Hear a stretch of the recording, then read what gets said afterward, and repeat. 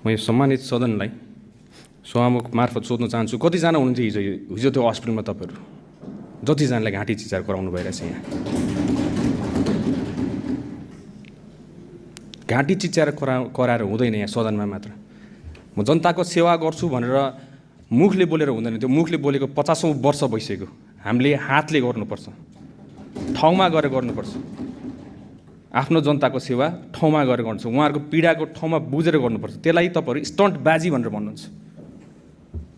मलाई इच्छा छैन यहाँ कसैको लागि स्टन्टबाजी गर्नलाई, आफ्नो देशको सेवा गर्न आएको।